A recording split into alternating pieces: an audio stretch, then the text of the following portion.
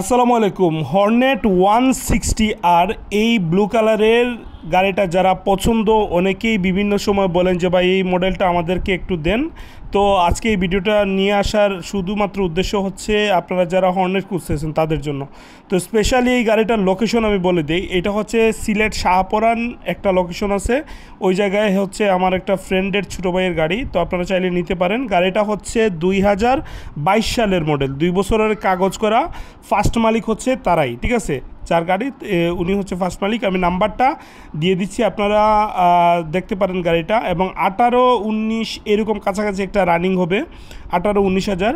So এক্স্যাক্টটা আমি বলতে পারতেছি না, তবে 18 থেকে 19 হাজার হবে রানিং।